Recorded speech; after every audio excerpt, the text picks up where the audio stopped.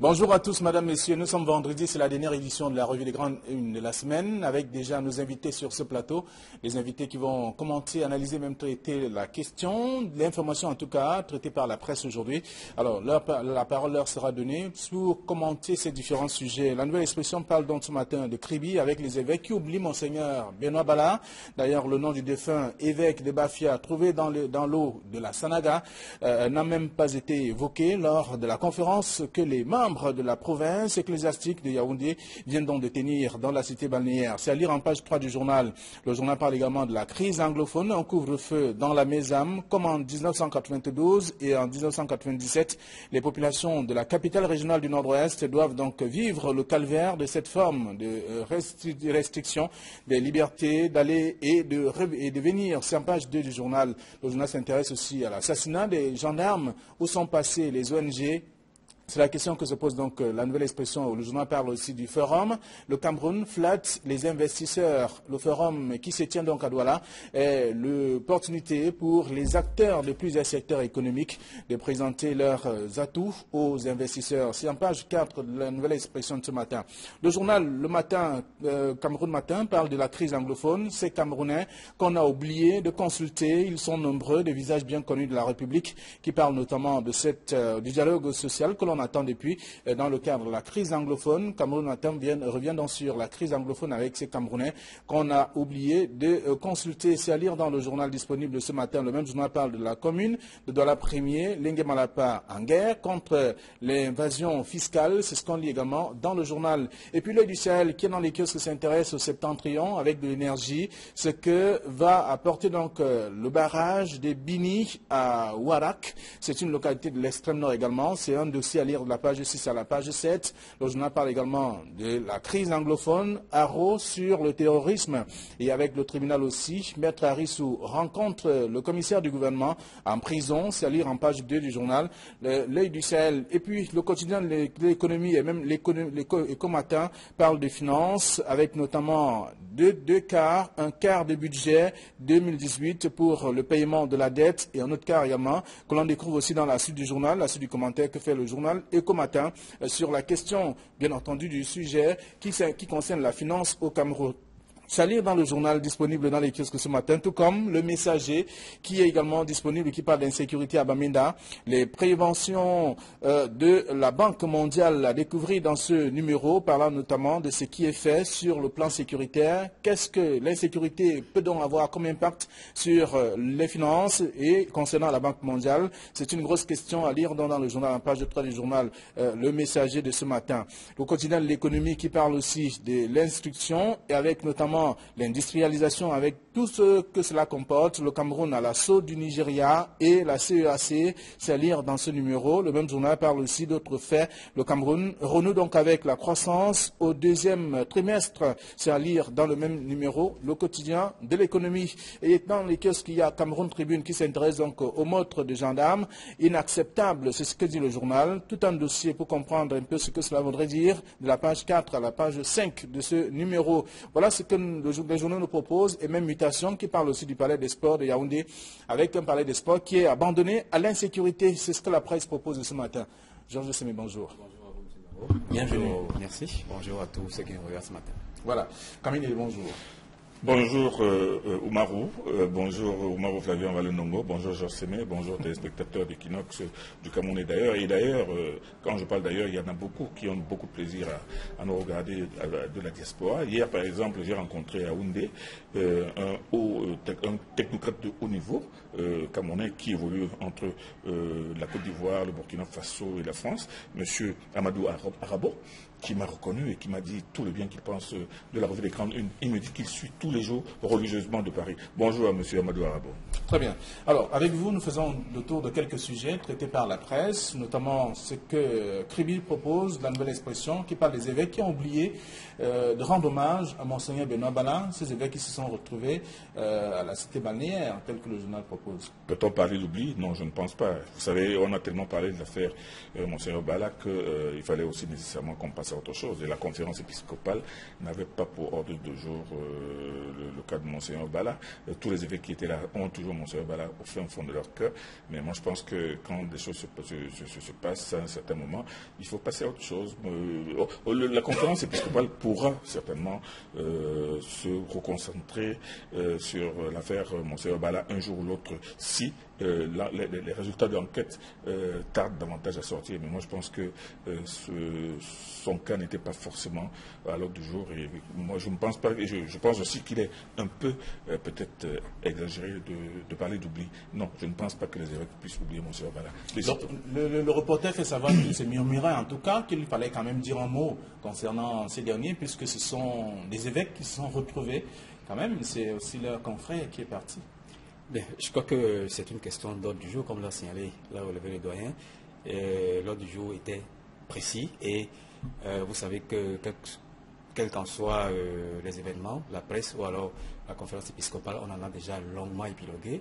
Et vous savez également que l'enquête n'est pas encore close. Une enquête continue à suivre son cours selon un communiqué qui avait rendu public en son temps par le procureur de la République, procureur de la République Jean Fistamac. Donc je crois qu'il y avait un carnaval tracé lors de cet événement et les évêques ont choisi de ne s'en tenir qu'à ça, mais ça ne veut pas dire qu'ils ont complètement oublié Monseigneur Bala, parce que il y a encore la semaine passée, dans l'une des prières d'une église catholique dans l'Ouest, je crois qu'il y a une prière qui a été dite à la mémoire de Monseigneur Bala.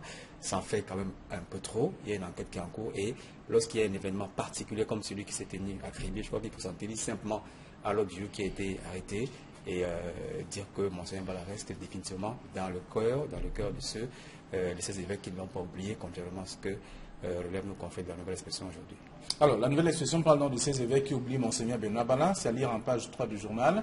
Le même journal s'intéresse à autre chose, revenant sur l'assassinat des gendarmes. Où sont passées les ONG, les organisations non gouvernementales, qui sont souvent prononcées sur les exactions dans cette partie du pays. Mais aujourd'hui, on attend donc que ces organismes, en tout cas, se prononcent sur ce qui est arrivé à ces gendarmes.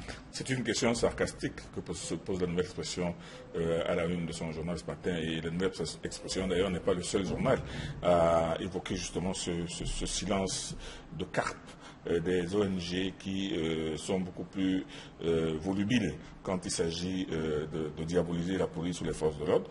Non, moi je pense que la question est là. Ce qui est en train de se passer du côté du Nord-Ouest actuellement est totalement inacceptable. Comme l'a titré Camon Tribune ce matin, il est inacceptable que des agents des forces de l'ordre soient tués par des gens sortis de nulle part, qui les tuent avec des armes à feu, qui les abattent, qui les piègent comme du gibier.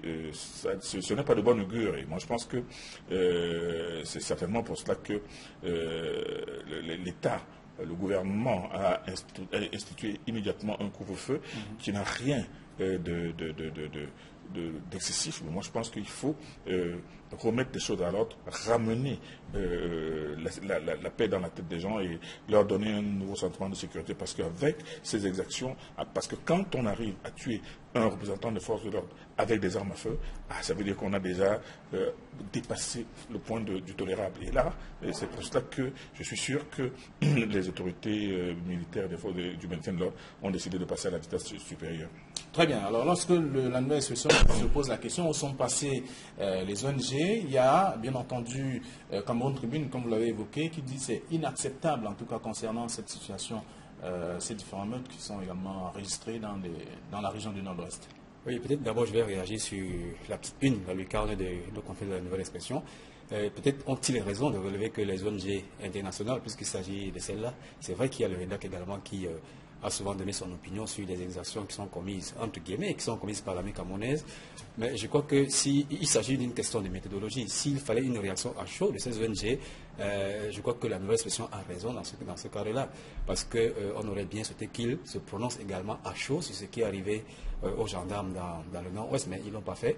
Mais maintenant, s'il s'agit des rapports qu'ils émettent ponctuellement dans le cadre de ces différentes crises, que ce soit Boko Haram ou alors la crise anglophone, je crois qu'il y a une certaine méthodologie et généralement ils prennent du temps avant d'émettre ces rapports. Donc c'est à juste titre que nos confrères ont parlé de d'où sont passées les ONG pour une réaction à chaud juste après que ces actions ont été commises. Mais s'il s'agit des rapports, je crois qu'il faudra encore du temps pour que ces ONG réagissent. Et maintenant, sur la une de Cameroun Tribune qui dit que c'est inacceptable, je crois que pour une fois, on est d'accord avec la une de nos confrères de la presse gouvernementale qui trouve que c'est inacceptable et on ne saurait prêter le flanc à ces terroristes qui tuent désormais les forces de l'ordre. Après avoir brûlé les édifices publics, après avoir attaqué les lycées, maintenant ils s'attaquent aux forces de l'ordre. C'est un autre palier qui a été franchi.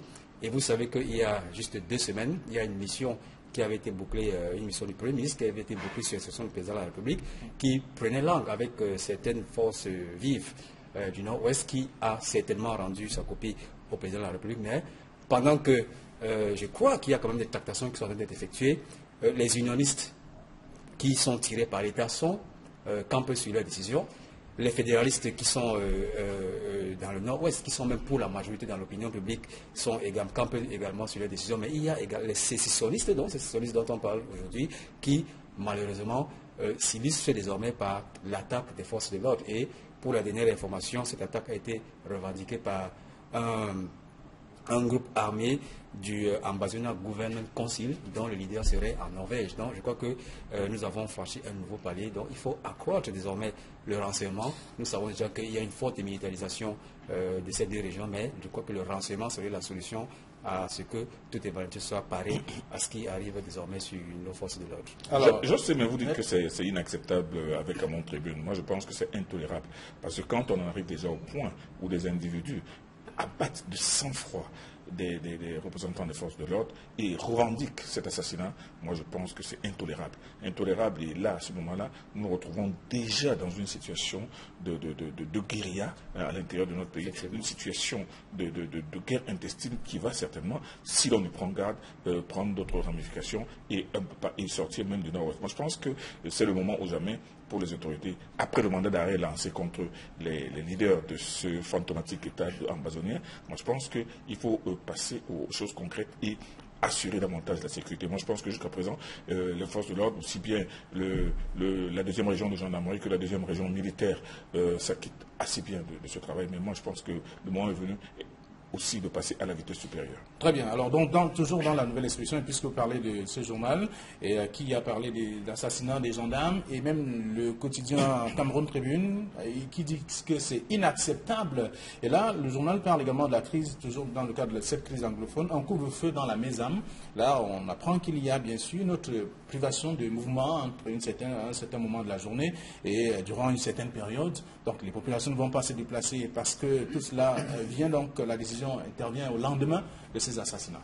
C'est symptomatique de la haute tension qui règne dans ces 2 régions. La nouvelle expression a parlé de 1992 et de 1997, certainement en rapport avec la proclamation de la République fictive d'Ambazonie avant le 1er octobre. Je crois que des mesures de restriction avaient été prises par les autorités régaliennes du sud-ouest et du nord-ouest pour restreindre certaines libertés, et ça a encore été le cas après l'assassinat de ces 3 gendarmes. Ce sont des mesures de sécurité exceptionnelles, mais qui sont absolument opportunes vu la situation qui prévaut dans ces 2 régions. Mais je crois qu'en dehors de ces mesures régaliennes de sécurité, il faudrait également accroître le renseignement, parce que bien qu'on observe qu'il y ait une forte militarisation de ces 2 zones, on remarque quand même que le renseignement ne produit pas encore les effets escomptés, parce que, comme l'a dit le doyen, on est dans une période désormais de guérilla. Guérilla parce que le dialogue politique ne suit pas, et guérilla parce que désormais, il n'y a plus d'attaque frontale des édifices publics, mais des actes lâches de ces personnes qui sortent d'où, on ne sait, mais qui perpétrent quand même des actes sporadiques et arrivent même à embusquer, à commettre des attaques embusquées sur des forces de l'ordre qui sont en faction, soit devant les lycées, soit des édifices publics. Donc il faut des formules multisectorielles et multimodales pour parer à toutes ces éventualités. Mais manifestement, j'ai écouté à la CRTV il y a 3 jours, on disait qu'il y a un calme qui règne dans le nord et le sud-est. Non, ce n'est pas vrai du tout. Il y a un calme précaire et un calme même qui est extrêmement dangereux, qui fait qu'il ne faut pas baisser la garde et accroître le renseignement bien qu'on observe quand même cette forte militarisation de ces Très bien. deux zones. Alors, parlant justement de cette crise, il y a que, vous l'avez évoqué d'ailleurs dans votre prise de parole il y a quelques secondes, qu'il y avait, lors des consultations, des personnalités qui avaient été, donc, qui n'avaient pas été consultées au cours de cette opération-là, mais qui doit donc véritablement être, ou tout au moins contacté pour la recherche de la solution à la crise anglophone. Les personnalités n'ont pas été consultées. Ces Camerounais qui ont été oubliés, c'est ce que titre d'ailleurs le Cameroun Matin de ce matin. Cameroun Matin met ce titre et illustre son article avec la photo de 5 Camerounais en estimant que ceux-là n'ont pas été consultés et que s'ils n'ont pas été consultés... Parmi lesquels le cardinal Christian Toumi. Le cardinal Toumi, oui, le gouverneur... Abakar Amat, l'ancien gouverneur.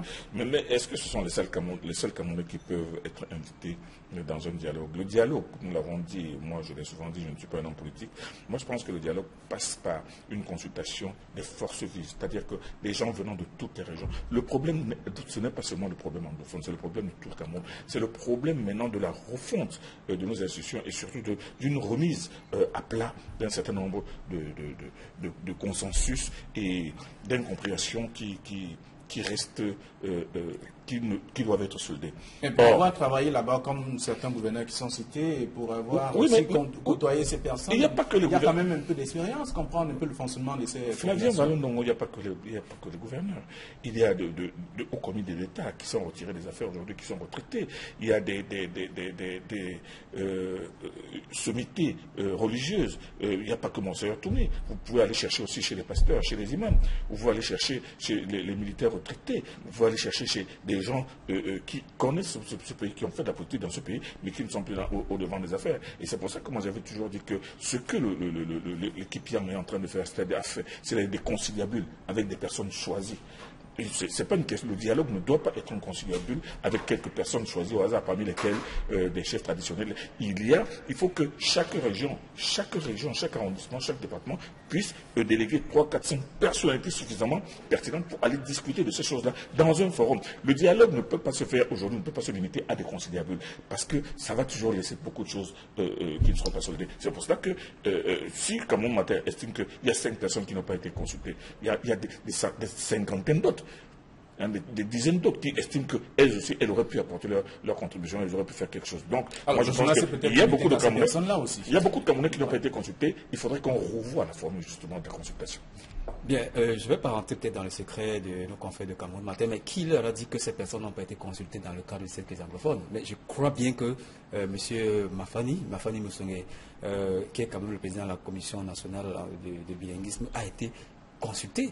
M. Abakar Amat, qui est cité comme ancien gouverneur, je crois qu'il a été également consulté, parce qu'on ne peut pas engager une négociation ou alors une descente sur le terrain telle que l'a opéré M. Yang sans consulter toutes ces personnes. Mais je suis parfaitement d'accord avec le gouverneur lorsqu'il dit que ce n'est pas une affaire de personne, c'est une affaire de groupe pour un problème qui concerne le Cameroun. Il faut associer toutes les forces vives du Cameroun. Il ne s'agit donc pas d'une question de personnes à consulter pour proposer ce qu'ils pensent sur l'avenir du Cameroun. Il s'agit d'une volonté politique d'engager un dialogue franc avec toutes les composantes de la République du Cameroun, parce que la crise anglophone ne concerne pas seulement les deux parties anglophones du pays, mais ça concerne un problème national qui porte sur notre système politique et sur la forme de l'État. Donc, ces personnes qui ont été indiquées par nos confrères de Cameroun Matin, certainement elles ont été consultées en leur temps, mais également elles ne constituent pas le nœud du problème de la crise anglophone qui nécessite une approche globale qui rassemblerait les partis politiques, les congrégations religieuses et toutes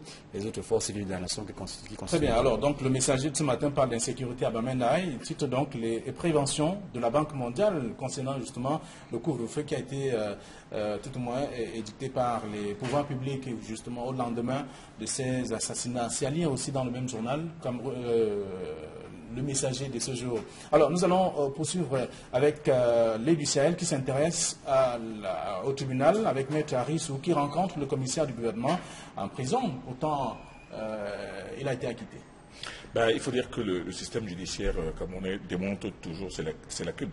C'est-à-dire qu'on réalise que ce système fonctionne mal. Vous ne pouvez pas me dire qu'une personne qui a été relaxée par le tribunal depuis plus d'une dizaine de jours demeure toujours en prison, tout simplement parce qu'il faut que le mandat de la levée de d'écrou soit signé par le procureur, qu'on le donne par le commissaire du gouvernement, qu'on l'apporte au régisseur de la prison de Yaoundé et que Maître Arius retrouve la liberté. Vous savez très bien que cette affaire elle-même, elle a été assez suffisamment tirée par les cheveux et elle a démontré au Cameroun qu'on peut inventer même n'importe quel chef d'accusation pour vous mettre au trou. Vous savez très vous souvenez, Flavien Ballon-Ndongo, de la condamnation de Maître Arius, où il a été condamné pour complicité de tentative d'outrage au chef de l'État, mais une complicité de tentative d'outrage ou dans laquelle l'auteur de l'outrage lui-même n'est pas cité et on ne voit même pas en quoi consiste l'outrage. Alors qu'au début, il y avait... Donc l'affaire Maître Arius qui a duré 3 ans et qui s'est soldée par une peine d'emprisonnement de 3 ans. Moi, je pense que dès l'énoncé du verdict, ce notaire aurait dû être libéré le lendemain. Mais 10 jours plus tard, il est encore là. Pourquoi? On ne sait pas, mais il n'est pas le seul dans nos prisons. Il y a plein de gens qui demeurent dans les prisons 1 semaine, 2 semaines, 3 semaines, et même parfois 1 mois. Il y a même un cas pathétique, celui-là, je vais vous le citer. Un certain Écoutez Ernest, qui a été un très très grand bandit dans ce pays, qui s'était illustré par des cambriolages extraordinaires dans les années 70. Il avait été condamné à 25 ans d'emprisonnement ferme. Le jour où sa peine a été soldée, et il a attendu la levée des coups pendant 1 mois à la prison centrale de New-Delhi. Pendant qu'il attendait, il est mort à l'intérieur de la prison. Ça va, formidable. En tout cas, Maître Arissou, un journal a titré « Pourquoi reste-t-il encore en prison ?» Je crois que c'est juste une question d'heure, puisque il a été condamné à 3 ans, finalement il a été condamné à 3 ans et ces 3 ans il les a déjà épuisés. C'est vrai que c'était un tour de passe-passe de la part de notre justice pour essayer de justifier un peu sa détention de Maître Arissou à la prison centrale de Koningui. Bon, puisqu'il a rencontré le commissaire du gouvernement, je crois que c'est pour négocier les derniers détails de sa libération. Donc la presse devrait s'armer de patience et s'attendre peut-être Il n'a pas besoin de négocier, c'est un droit. Je crois qu'il y a quand même des préalables administratifs à effectuer. Le préalable administratif peut être fait en un jour, ça se fait en un jour. C'est-à-dire qu'on va, c'est une signature. On connaît la lenteur administrative. C'est juste une question d'heure, doyen. Je sais que vous avez une grande sympathie pour Maître Arissou. Non. C'est une question d'heure et certainement il sera libéré dans mettez-vous à sa place, M. Sémé. Après avoir passé 3 ans en prison, on vous dit vous êtes libre. 15 jours plus tard. C'est la faute à 15 jours plus tard, vous n'êtes toujours pas libre. Et vous pensez que c'est une question de lenteur administrative. C'est la faute à notre justice. C'est une lenteur qui est anormale et inacceptable. Effectivement, je partage que c'est une lourdeur de notre justice qu'il faut déplorer, mais je crois qu'après avoir passé 3 ans en prison, attendre 5 jours, je crois que ce n'est pas la fin du monde et dans les prochaines heures, certainement, il sera libre. Très bien. Alors, nous sommes arrivés à la fin de cette édition, la dernière de la semaine. Nous sommes vendredi, ça il faut le rappeler encore. Merci à vous, chers messieurs. Bon retour à vos différentes rédactions. Merci d'avoir été nombreux à regarder ce petit programme sur Equinox durant toute la semaine. Retrouvons-nous la semaine prochaine lorsqu'il sera 9h30 sur Equinox. Bonne journée, bon week-end.